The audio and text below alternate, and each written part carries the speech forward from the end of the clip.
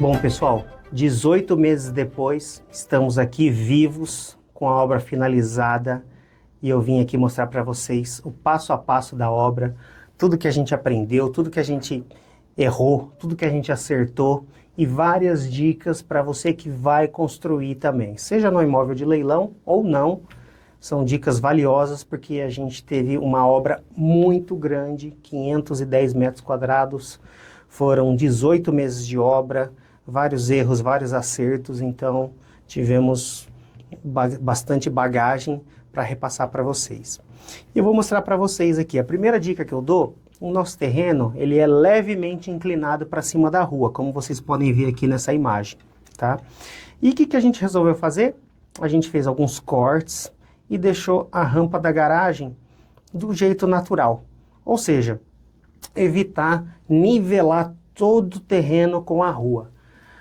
A gente tem observado nas obras na nossa cidade, principalmente as obras mais simples, que o pessoal costuma tirar toda a terra e deixar a casa nivelada com a calçada. Eu particularmente não acho isso legal. Por quê? Primeiro, que a casa fica muito afundada, que a gente fala, né? Fica num nível muito baixo. Se o vizinho da direita e o vizinho da esquerda construírem ela rampada, acima da rampa, as casas deles vão ficar mais arejadas, mais altas, mais vistosas, mais bonitas. E as pessoas costumam tirar toda a terra, deixar nivelado, a casa fica no buraco, afundada, com pouca ventilação e pouca iluminação. Então, a primeira dica é nunca tire toda a terra do seu terreno. Tente trabalhar com rampas, platôs, platôs e cortes no terreno para ele ficar de uma forma mais natural e mais alta. Isso foi o que a gente fez aqui.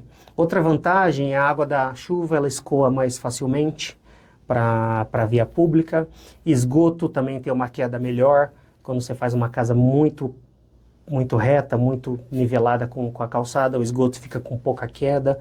Então você tem uma série de problemas que aqui nesse terreno a gente não teve porque a gente optou por fazer ele aproveitando o nivelamento natural dele. E depois você vai ver o resultado final, como é que ficou. Então aqui é a preparação do terreno, movimentação de terra.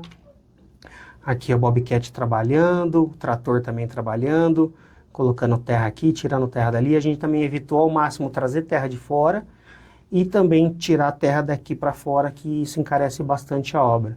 A gente tentou fazer uma movimentação dentro do próprio terreno, para aproveitar isso, porque movimentação de terra, tirar a terra e colocar a terra é muito caro, principalmente nesse terreno que é bem grande, tem 2.860 metros. Ia ser um valor considerável que a gente não queria gastar. Aqui a gente precisou fazer fossa séptica, porque o condomínio não tem rede coletora de esgoto, não tem ainda, apesar de estar bem localizado na cidade, com a cidade toda em volta, é um loteamento antigo e não tem rede de coletora de esgoto. Todas as casas lá são feitas com fossa séptica. A gente precisou fazer fossa séptica lá. Lá nós fizemos 3 fossas sépticas. Uma para mim, para a casa da direita, uma para a casa da esquerda e uma para o meio, para atender as 2 casas, mais para a área de serviço e cozinha. Por quê? A área de serviço costuma ir bastante esgoto com sabão em pó. Amaciante e tudo mais, e esses produtos, eles matam as bactérias que existem na fossa e que devem existir na fossa. Então, se você conseguir separar a área de serviço da sua casa numa fossa e deixar o resto do esgoto da casa numa outra, a fossa vai ter mais saúde, tá? Por quê? Porque a fossa tem que ter bactéria, porque é a própria bactéria que decompõe o esgoto que é gerado na sua residência. Então essa foi uma dica que deram pra gente e a gente aproveitou aqui e fez separada a fossa da área de serviço. Aqui está a fossa também, já 90% pronta. Aqui é o sumidouro, na verdade a fossa séptica fica num buraco ao lado, vários detritos sólidos. Aqui já a casa sendo gabaritada, com os palanquinhos de madeira aqui para demarcar as paredes, o esquadrejamento, tudo correto. Aqui o ferro, outra dica importante que eu vou dar para vocês. Se vocês forem comprar material de construção em grande quantidade, tá? Compensa você comprar direto do fornecedor, tá? A margem de lucro do depósito de material de construção é de 30%, 40%, em alguns produtos até 50% a margem de lucro no material. E os fornecedores de material vendem direto para os consumidores, tá? A gente, como consumidor final, conseguiu comprar muita coisa direto da fábrica, direto da indústria, tá? Alguns fornecedores exigem uma quantidade mínima de compra, tá? Outros fornecedores exigem que você tenha CNPJ, no caso a gente também tem CNPJ para administrar a obra, não pode ser um CNPJ normal de uma empresa, tá? Mas outros vendem para pessoa física e sem quantidade mínima, tá? Então consulte e sempre que você puder optar em comprar direto do fornecedor de material de construção, né, evitando o depósito, você vai ter uma economia muito grande na sua obra, tá? Lembrando que nem tudo você vai conseguir comprar, tá? Tem alguns materiais, por exemplo, cimento, a gente não conseguiu comprar direto do fornecedor. Tivemos que comprar no depósito. Alguns materiais a gente realmente teve que depender do depósito de material de construção, porque não conseguimos nem com compra mínima, nem com CNPJ fazer as compras. Se você quiser uma lista dos fornecedores que eu entrei em contato direto da indústria para fornecer os materiais de construção, comenta, quero a lista nesse vídeo que eu vou fornecer para você. Tinta, madeira, piso, revestimento, quase esquadria de alumínio, ferro, quase todo o material que a gente usou, a maioria tinta, economizamos muito, compramos direto do fornecedor, vernizes também, então eu vou fornecer para vocês. Aqui é o ferro que a gente já comprou, que já veio montado, armado e direto do fornecedor para nossa obra. Aqui é a caixaria do baldrame, muito bem feita por sinal. Aqui é o baldrame já cheio, tá? E outra dica importante para vocês. Toda vez que você concretar um baldrame, terminou de concretar, é muito importante que você faça a impermeabilização do baldrame. Pelo menos 3 demãos. Isso, o que acontece? O baldrame é aquela viga de concreto que fica em contato com a terra. É ele que vai suportar o peso todo da sua casa e a carga das paredes e das colunas vão todas no baldrame. E ele fica 100% em contato com o solo. E o solo, ele encharca sempre que chove. Então, tem o encharcamento oriundo das chuvas e tem também alguns lençóis freáticos que são permeáveis, porque o solo é muito permeável, que a umidade sobe e alcança o baldrame também. Então é muito importante que você impermeabilize o baldrame nas 3 faces, nas 2 faces laterais e na face de cima, com pelo menos 3 demãos. Você vai usar o Vedatop, ou você vai usar uma pintura betuminosa, mas sempre 3 demãos, importante também. As demãos você tem que dar ela cruzada. Então você vai passar uma demão assim primeiro, vai esperar pelo menos 4 horas, esperar secar bem. Se tiver tempo chuvoso, você tem que esperar mais tempo. Depois de 4 horas, você vai dar outra demão cruzada, assim, com a brocha. E depois de 4 horas, outra demão assim. Não deixe seu pedreiro subir as paredes sem essa impermeabilização, senão você vai ter problema de umidade no rodapé. Aquele rodapé que estufa, que é aquela umidade que você não corrige nunca mais. É o baldrame que não foi bem impermeabilizado. Então lembre-se disso. Tem muito pedreiro que tem experiência, tá? Tem muito mestre de obra que tem experiência, mas fique atento, acompanhe o seu prestador de serviço para que ele não pule essa etapa e não faça mal feita essa etapa que vai te dar problema para sempre se você não observar. Então tá aqui, foi muito bem feita a impermeabilização dos baldrames. Tá aqui outra foto também que ilustra bem. E aí começaram a subir as paredes. Aqui eu queria mostrar para vocês, que é muito importante vocês fazerem também, isso daqui chama contraverga. Ela é nada mais é do que uma viga de concreto, que é feita embaixo de todas as janelas, tá? Quando a janela é muito pequena, não tem problema, você pode até evitar. Porém, a gente fez em todas as janelas, inclusive nas janelas menores, tá? Essa cinta, ela evita aqueles trincos que ocorrem nos cantos das janelas, aquelas trincas diagonais que acontecem nos cantos quando tem dilatação da esquadria ou até mesmo do tijolo e do revestimento. Essa trinca é muito comum acontecer. Então, embaixo de todas as janelas você tem que fazer essa contraverga. Aqui a gente usou uma canaletinha, deixa eu ver se tem uma outra imagem que mostra. Isso, aqui, ó, a gente usou uma canaleta, tá? E essa canaleta, a gente assentou ela e colocou ferro, um vergalhão de ferro aqui, e concretou. Para toda parede, quando chegava na altura da janela, a gente fez essa contraverga. É muito importante vocês observarem isso. Aqui mostra de novo a canaleta em outra janela, a gente fez. Aqui eu mostrei para vocês a contraverga embaixo, que está feita, e aqui em cima a verga, tá? Em cima de todas os vãos, janelas e portas, você também tem que fazer essa viga para evitar essa trinca de dilatação na diagonal aqui nos cantos dos vãos, tá? Sempre acontece. Essa viga, essa fissura que acontece é uma microfissura, não tem problemas estruturais, porém, ela permite que entre umidade, infiltração de água, e aí começa a dar mofo dentro da sua casa. Não é legal também, é bem complicado de corrigir isso daqui. Aqui, ó, mostra também um cômodo nosso com a contraverga aqui embaixo, toda feita em concreto nessa viga, e aqui em cima também a verga feita em concreto com a canaleta em U. Então, observem isso na obra de vocês, é uma dica importante.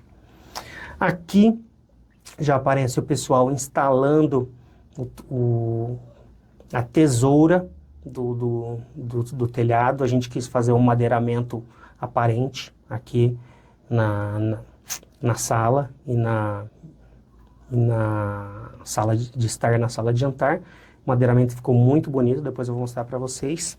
E as tesouras, então, eram aparelhadas, bem pesadas, a gente precisou até contratar um monk para instalá-las.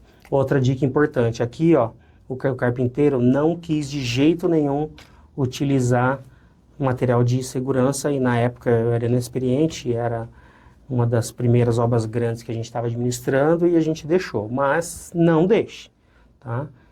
Se acontecer algum problema com o funcionário, a responsabilidade vai ser sua, mesmo que ele se recuse a utilizar o equipamento de segurança, você deve obrigá-lo, e se ele não utilizar, você notifica e troca até de prestador. Porque qualquer problema, além dele perder a vida ou ter um problema de saúde muito sério, você vai ser responsabilizado financeiramente também, tá? Então, aqui é a dica nessa fase da obra.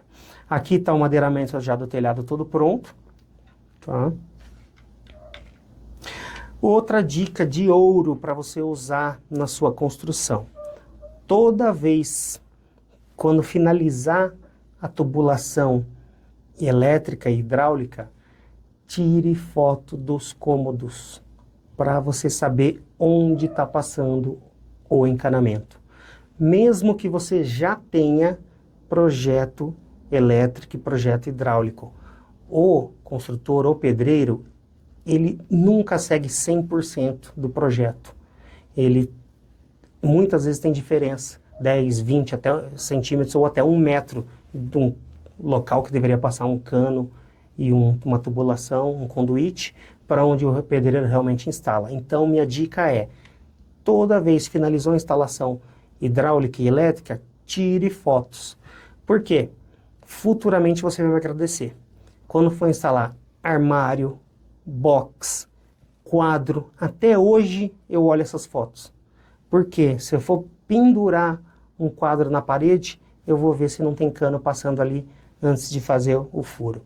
Isso me ajudou demais a evitar problemas na instalação desses equipamentos e até hoje me ajuda e me auxilia. Então tira a foto. Aqui é a cozinha, eu tirei a foto, onde passa os canos, onde tem o esgoto, onde tem o conduíte, tá vendo? Na cozinha, aqui no espaço gourmet, tudo. Eu fotografei tudo e guardei aqui numa pasta no meu arquivo. Aqui no banheiro, quase que o instalador do box furou. Eu mandei essas fotos para ele. Ele falou, nossa, ainda bem que você me mandou, senão já ia acertar um cano ali embaixo. Porque o rapaz passou a promada muito, muito embaixo, onde não costuma passar. Salvou. O rapaz do armário também agradeceu muito, que eu mandei as fotos para ele na hora de instalar os gabinetes, ele sabia onde ele podia furar ou não. Então, isso vale ouro e não custa nada. Você vai perder 15 minutos para fazer essas fotos. Aqui o outro banheiro da suíte. Aqui terminou o madeiramento do telhado da garagem, olha como ficou bonito. A gente fez o forro, todo de madeira também, invernizado, uma tesoura aqui bem bonita. Então, o carpinteiro também foi bem caprichoso aqui nessa parte. Aqui é a pausa para brincar, a gente ia tocar a obra, aproveitava, levava as meninas para brincar um pouquinho.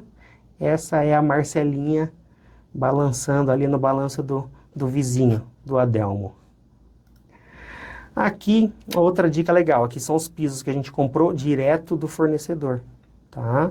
Compramos com 50% de desconto o piso da casa inteira, revestimento de parede, porque entramos em contato direto com o fornecedor, conseguimos uma grande economia. Aqui, outra dica legal, a gente já deixou, quando estava finalizando o reboque, antes de entrar com a massa corrida e pintura, a gente já deixou passadas as caixinhas para ar-condicionado. Então, onde vai instalar o ar-condicionado, o dreno e também um cano, deixando espaço para conectar com o condensador com o evaporador. Muito importante para você evitar quebra-quebra depois, e trincas, e fissuras, e manchas, e diferença na pintura no seu cômodo. Então vale a pena você instalar essa caixinha. Entre em contato com o pessoal do ar-condicionado, eles mesmos já têm essas caixinhas aqui, esse kit de instalação pronto, eles já cobram um valor, já levam e instalam, e depois, quando você for instalar a máquina, quando a obra estiver pronta, eles vão te dar um desconto, porque o kit já está pronto. Aqui, a gente precisou podar um pedaço aqui da árvore do vizinho, que estava atrapalhando a entrada de energia. A CPFL não estava querendo ligar aqui a energia no nosso postinho, porque falou que a árvore do vizinho estava bem no caminho. Então, aí eu conversei com ele, ele também é bem prestativo, a gente montou um andaime aqui, bem na frente, nós mesmos cortamos alguns galhos para resolver esse problema. Muitas vezes, pela pressa, também para economizar, a gente colocou a mão na obra. Muitas vezes eu fui lá plantar grama, cortar a árvore do vizinho, ou seja, cavar um buraco, né, que precisava ser feito, estávamos com pressa e queria economizar, e a gente muitas vezes botou a mão na obra mesmo para agilizar e para economizar. Aqui já é o telhado pronto, com as telhas de concreto que a gente escolheu. Aqui outra dica importante, placa fotovoltaica. Faça um orçamento e instale na sua obra. É um investimento que se paga em 5, 6 anos, ele se paga. Você pode financiar, parcelar, e a economia que você tem com as contas de luz cobre o valor da parcela que você tem que pagar. E depois que você quitar o seu financiamento, você vai ficar com energia gratuita o resto da sua vida. Outra dica importante que me deram também ao longo dessa obra. Essa obra demorou 18 meses. E o painel a gente já instalou 10 meses antes da obra terminar, a gente já estava com o painel instalado. Por quê?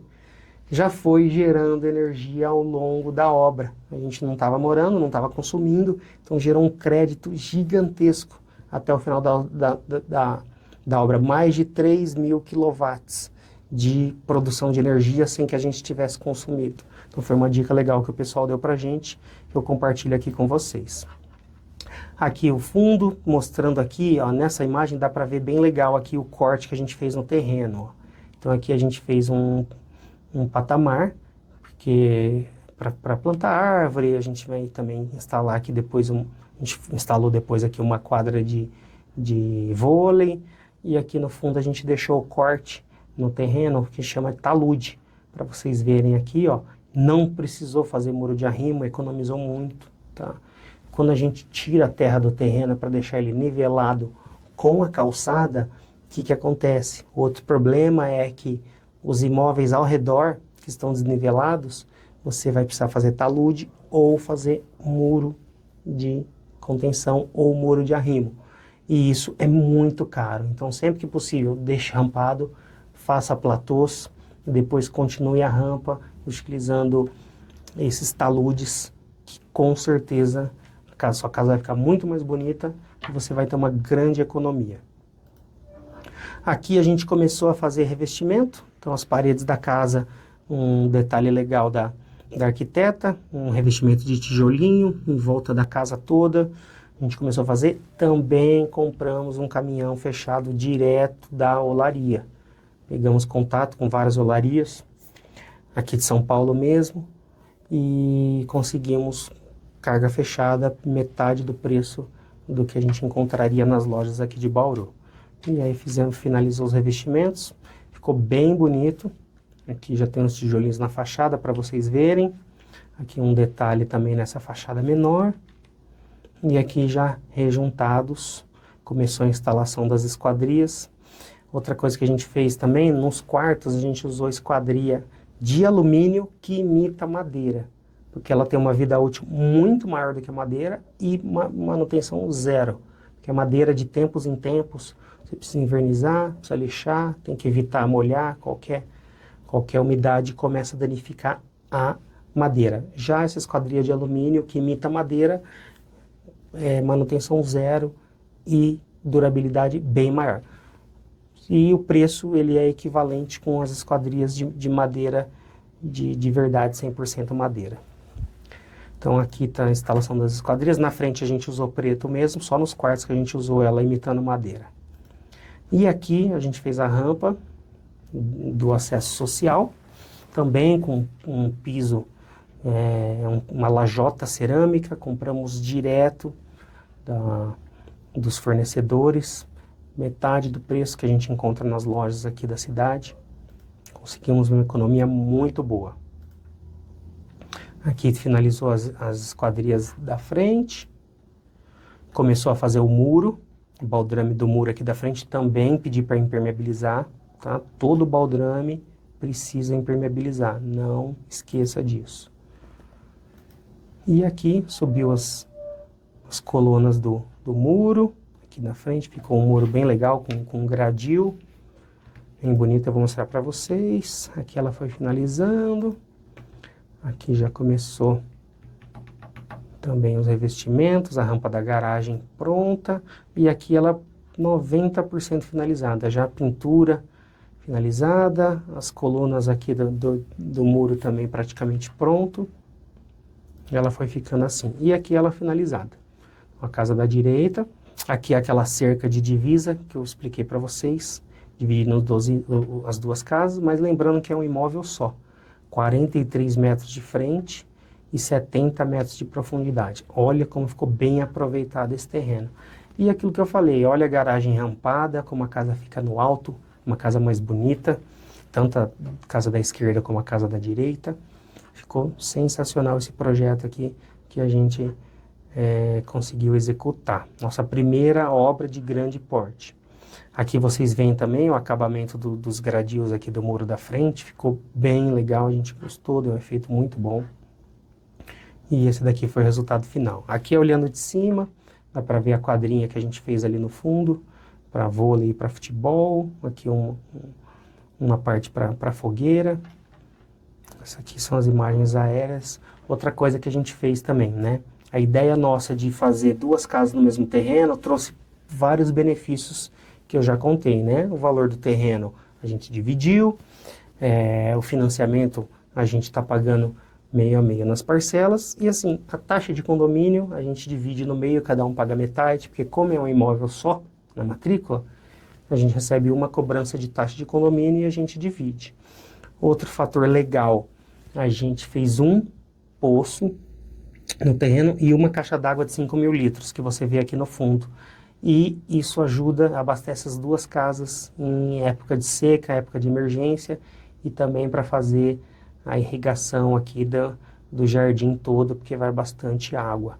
Então, uma dica legal é que, além da gente construir duas casas no mesmo imóvel, todas as despesas comuns a gente divide. Inclusive, poderíamos até dividir internet e alguns outros serviços, né, que servisse para as duas casas. E aí ficou esse aqui o resultado. Aqui é outra imagem aérea também. Aqui ficou bem diferenciada. Olha que bonita. Então ficou uma casa bem legal no centro do condomínio, com bastante privacidade. Né, podemos dizer que foi na melhor localização do condomínio, esse terreno que a gente conseguiu comprar no leilão. Aqui a gente fez um pátio aqui, ó, externo, para você ver. Tem um spa aqui, com água aquecida, aqui um pergolado.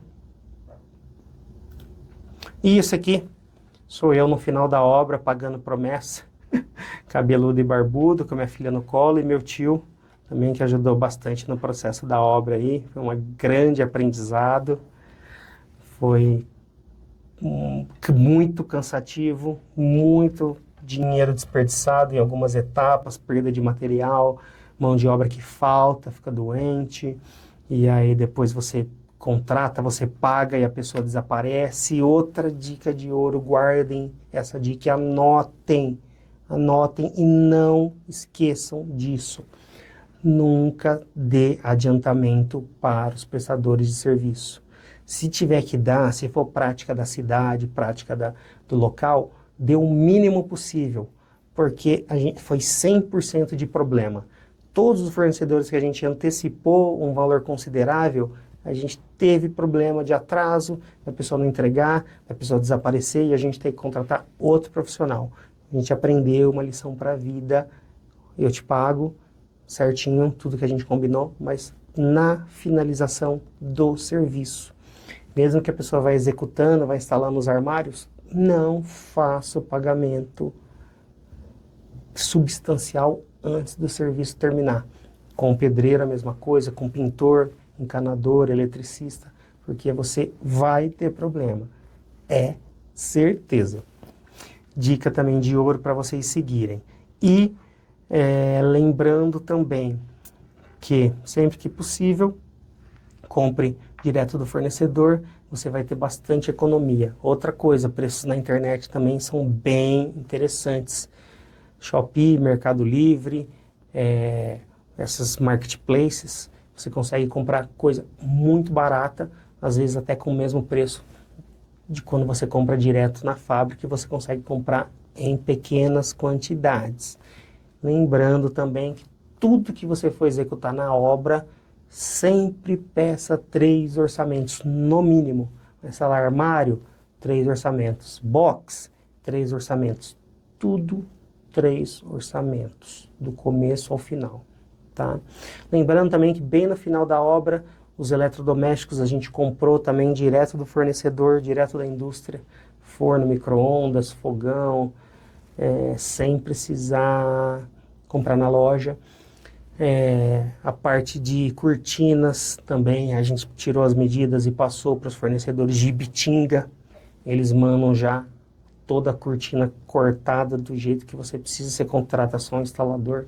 Inclusive o próprio seguro nosso residencial tem serviço de instalação de cortinas, que é o seguro residencial do Banco do Brasil. É um valor bem baratinho, a gente paga, para você ter uma ideia, R$800 por ano, e tem proteção, roubo, furto, tem proteção contra incêndio, mas aí tem instalador de cortina, de móvel, tem dedetização, tem desentupimento de esgoto, de caixa de gordura. Então valeu muito a pena a contratação desse seguro e a gente tem utilizado bastante. Eletricista tem para fazer reparos, até mesmo encanador, reparos hidráulicos de pequenos vazamentos que não precisa quebrar.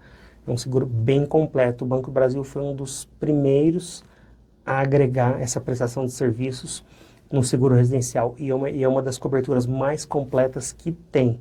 A Porto Seguro tem também, mas a Porto Seguro copiou, sim, ela veio depois do Banco do Brasil fornecendo esse serviço. Então vale a pena para vocês terem menos dor de cabeça, principalmente no primeiro ano pós-obra, que sempre tem coisas para fazer, para instalar, para furar, para pendurar, e um seguro ajuda bastante. Espero que vocês tenham gostado de todo o vídeo, com todo o conteúdo. Se inscreva no canal, deixa o like e manda esse vídeo para aquele amigo que está querendo construir um imóvel, para aquele amigo que está querendo comprar um imóvel em leilão, um imóvel, um terreno em condomínio fechado, para que esse vídeo possa ajudá-lo, como ajudou você também. Oi pessoal, vocês viram que oportunidade de ouro? Isso também está ao alcance de vocês. A gente participou de um leilão no maior site de leilões do Brasil. O imóvel foi arrematado pelo preço mínimo e ainda parcelado em 12 vezes sem juros. Imagina nos sites menores, de leiloeiros menores. Todos os dias, dezenas de imóveis são arrematados em leilão pelo preço mínimo, ou nem mesmo são arrematados. Faça a sua busca, participe, não desista do leilão antes mesmo dele começar e tenha certeza que você vai fazer grandes negócios. Nós temos um canal dedicado a assunto específico de leilões. Imóveis que a gente comprou e teve muito sucesso, imóveis que a gente comprou e não teve tanto sucesso assim, e aqui eu vou colocar para você os cases reais que nós passamos nas nossas 73 arrematações. Tudo que a gente aprendeu de bom e de ruim, eu vou passar para vocês nesse canal. Espero que vocês tenham gostado. Cliquem no curtir, se inscrevam no canal e ative o sininho das notificações para não perder nenhum conteúdo que a gente vai compartilhar com vocês. Um grande abraço, te vejo lá.